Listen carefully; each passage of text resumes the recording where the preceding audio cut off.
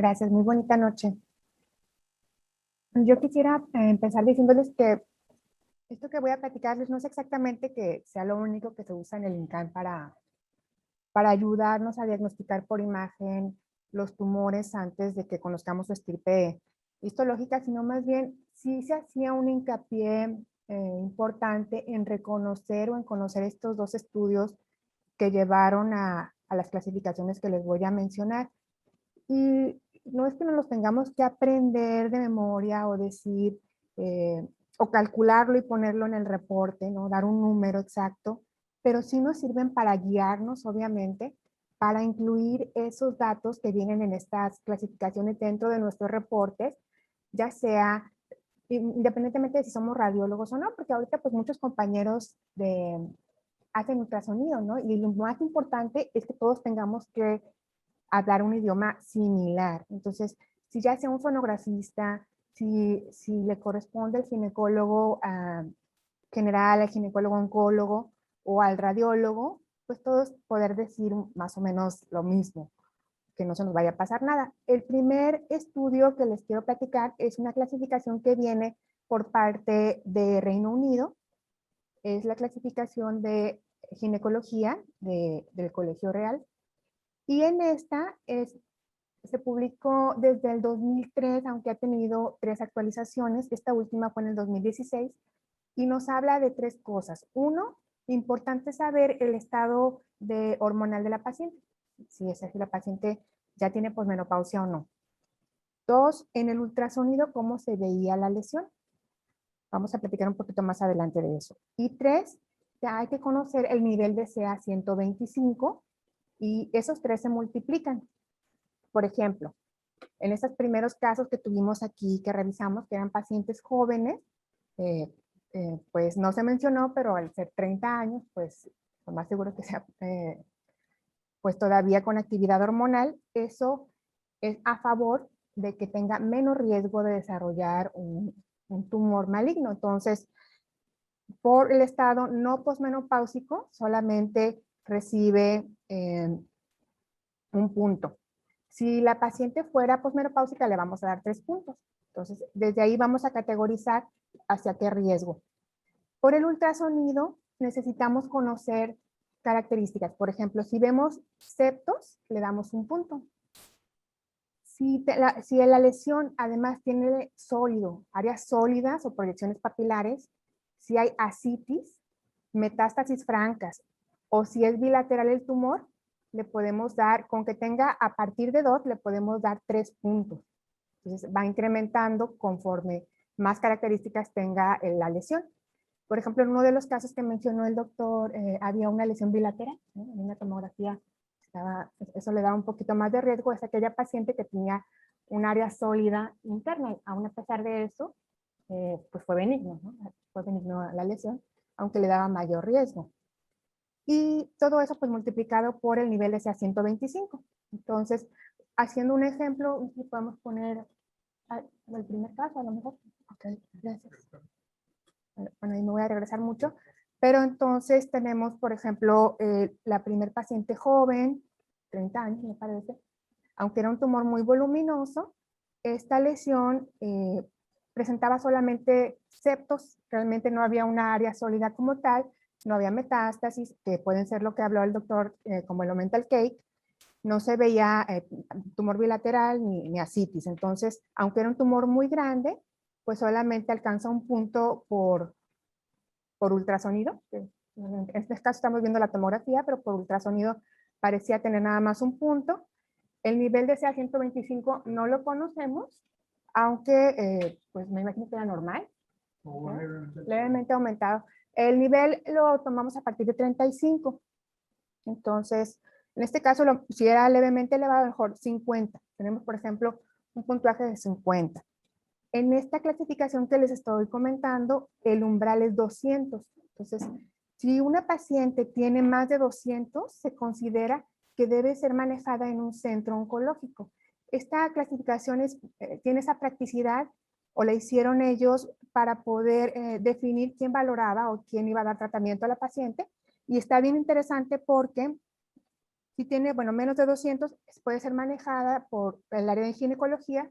Si tiene más de 200, ellos lo llevaban a una segunda valoración por un comité oncológico y de ahí se definía todavía si había más riesgo de malignidad a través de factores genéticos, que ahorita podemos platicar un poquito, y se definía como riesgo intermedio o alto. Si el riesgo era alto, pues era intervenida por un ginecólogo-oncólogo, se hacía toda la tapificación quirúrgica con el protocolo de ovario.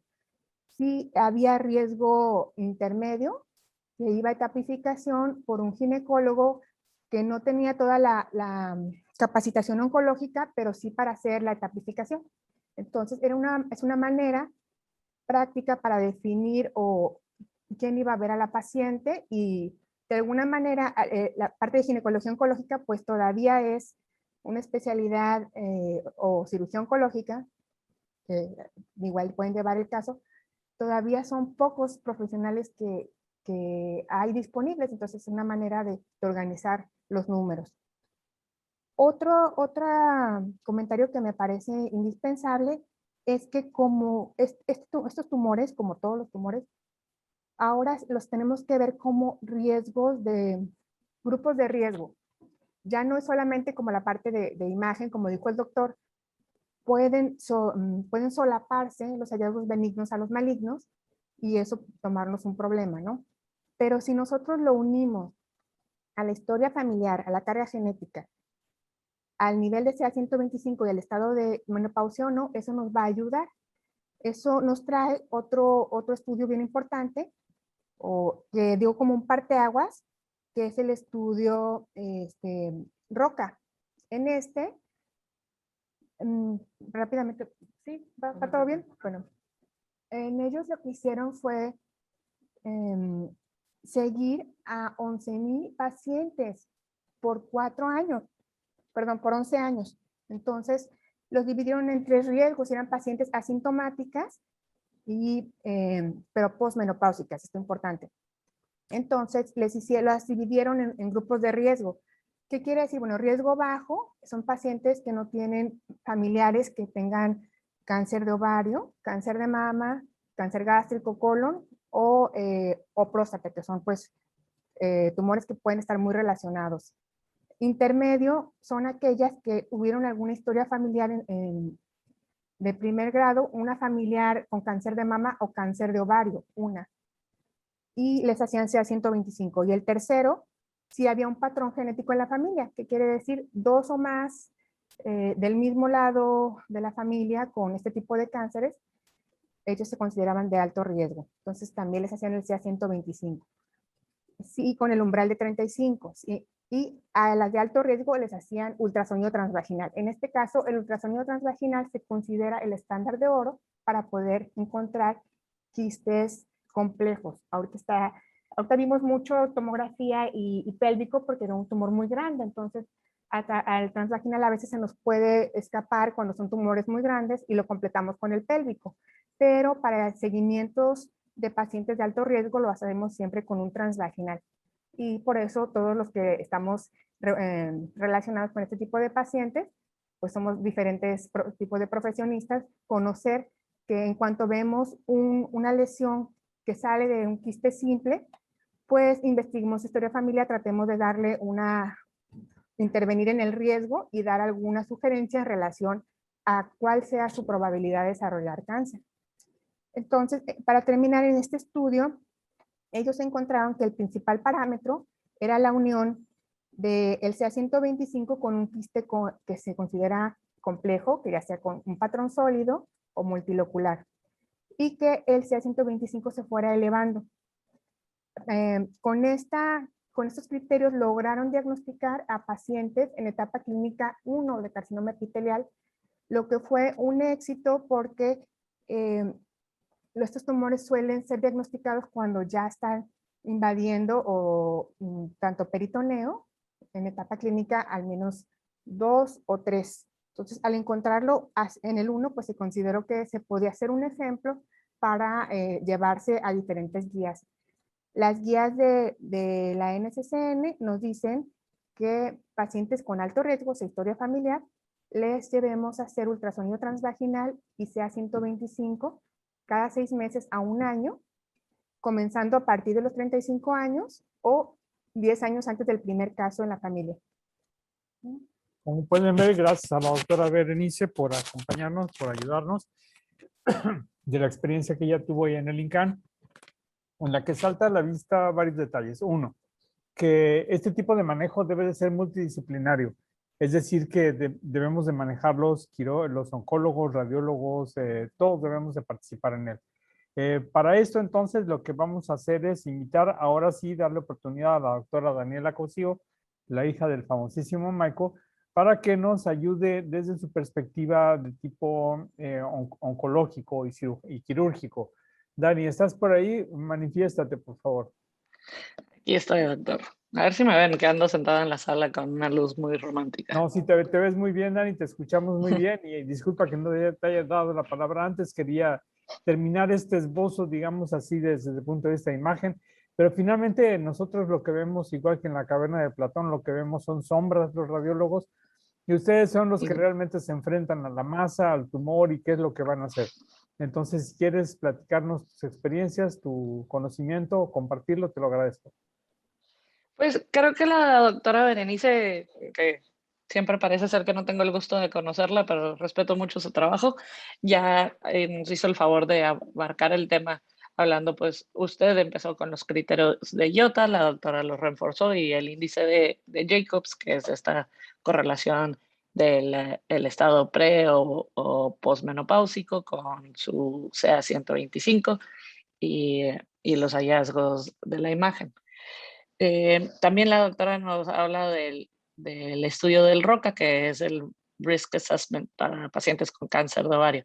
Hoy por hoy, para la población general, realmente no hay algo que nos va a llevar a una etopificación, un diagnóstico temprano de la enfermedad, excepto para ese grupo de población que tiene el antecedente familiar de riesgo genético, ¿no?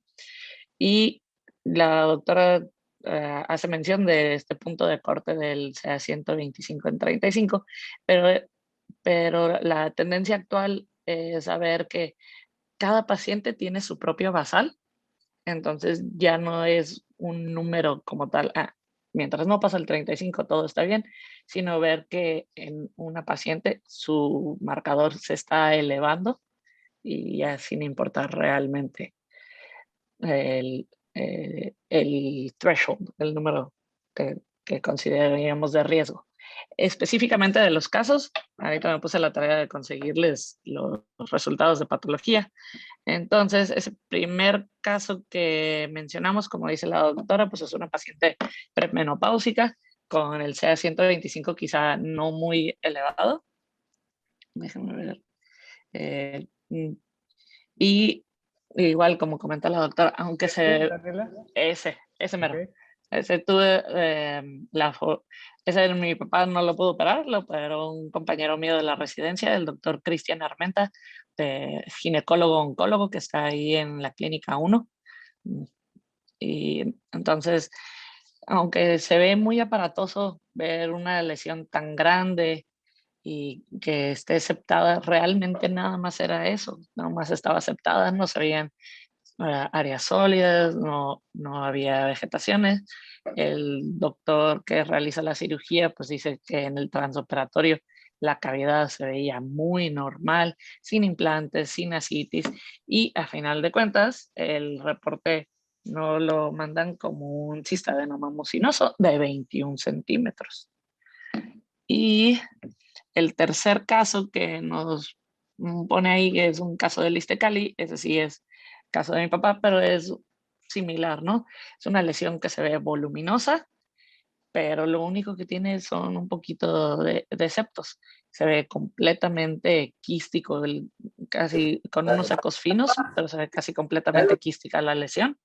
Y ese también el doctor Robles nos hizo el favor de darnos el reporte, e igual un cistadenoma seroso, multiseptado y sin áreas de malignidad.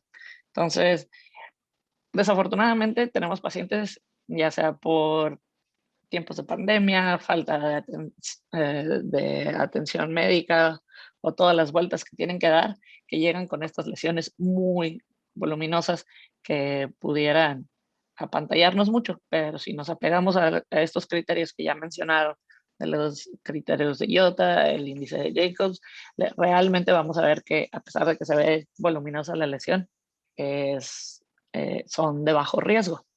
¿Para qué sucede? Habrá más de una ocasión que la paciente se opere por alguien que no tiene entrenamiento en cirugía oncológica, un ginecólogo o cirujano oncólogo, y si nos encontremos una lesión maligna, porque sabemos que pues, hay cierto grado de variabilidad de lo que vemos en el estudio de imagen con lo que nos podemos encontrar en el transoperatorio, con algunos reportes diciendo que hasta el 50% de probabilidades de variar. Pero entonces, si es uno de nuestros compañeros ginecólogos o un cirujano general que interviene a la paciente y se encuentra este tumor, pues siempre les pedimos que describan cómo encontraron la cavidad. Hay una escala que es el índice de carcinomatosis de Sugar-Baker, que nos pone todo el abdomen en cuadrantes y todo el intestino delgado por segmentos, y viendo la cantidad de implantes y el tamaño en estos cuadrantes, es que a la persona que va a recibir el caso, pues se puede imaginar cuánto quedó dentro de la cavidad, cuánto había antes, siempre digo, en ese caso pensando en un tumor maligno. Estos pacientes, pues le digo, en el transoperatorio vieron la cavidad limpia y pues buen pronóstico para las pacientes, ¿no? Una Y pregunta, Dani, que me surgió porque hace poco escuché un comentario de un ginecólogo que hace cirugía laparoscópica y dice, ¿por qué abren a las pacientes con tumores de ovario si se pueden puncionar? Y a eso viene esta última diapositiva. Se pueden puncionar y se pueden sacar, una vez habiéndole sacado el líquido, sin tener que abrir la cavidad. Pero a mí me genera cierta inquietud, o sea, ¿realmente se pueden sacar por laparoscopía en pedacitos o es conveniente mejor hacer una herida quirúrgica y hacerla a la antigüita?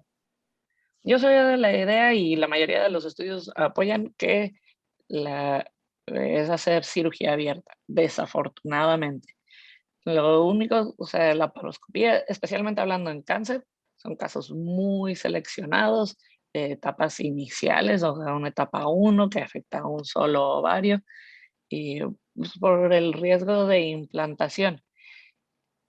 Sí, no sé, todos vivimos con ese porcentaje, ¿no? Que dices, todo apunta para que sea benigno, y quizá de 100 pacientes que se operen como estas que vimos el día de hoy, que eran lesiones grandes, pero realmente, con excepción de la segunda que tenía ahí una pequeña porción sólida, ninguna tenía porción sólida, pues quizá haya alguien que sí se anime, ¿no?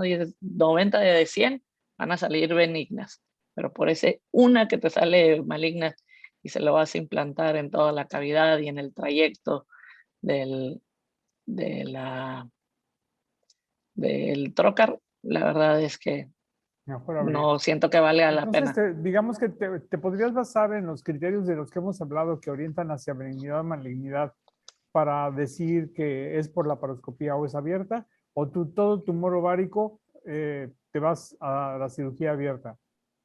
Yo me voy a la cirugía abierta, especialmente por todo lo que va, especialmente estas lesiones voluminosas, por todo lo que va a desplazar. Pues simplemente tratar de hacerle el neumoperitoneo a la cavidad, muy probablemente le van a dar al tumor.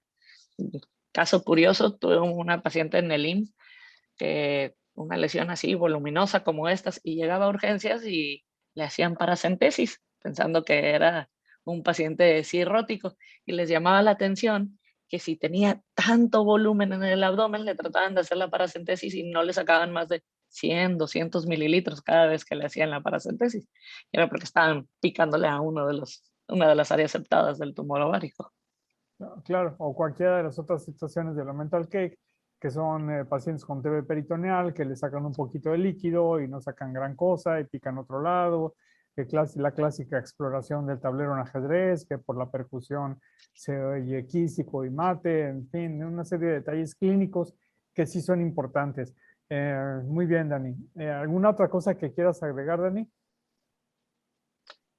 Pues no, creo que está bastante completo. Les quería agregar las histologías para que no perdiéramos esa correlación y afortunadamente todos los casos de hoy fueron tumores benignos. Benignos, curiosamente, pero así mismo podríamos buscar y encontrar ya en archivos oncológicos casos que les ha ido mal, precisamente por una intervención tardía, por una intervención incompleta, que se diagnostican cuando la paciente ya está muy avanzada, que se haya hasta metástasis inclusive.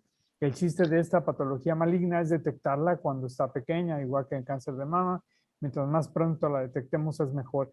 Y para esto, como bien dices, el ultrasonido, la exploración transvaginal es la indicada. O sea, a mí me llama mucho la atención que los ginecos sigan mandando ultrasonidos pélvicos por vía abdominal en pacientes que tienen 30, 40 años. Es cierto que un tumor, ya sea miomatosis o un tumor ovárico, que mida más de 20 centímetros, ya se escapa a la resolución del transductor endocavitario, pero creo que lo más adecuado es empezar con un ultrasonido transvaginal y ya sí siento que no alcanzo a ver todo lo que hay que ver, hacer completar con una exploración abdominal. Pero de otra manera, como que nos quedamos cortos. Muy bien. Bueno, pues le agradezco mucho a la doctora Bere, a Dani, al Michael, que no nos pudo acompañar, ya será en otra ocasión.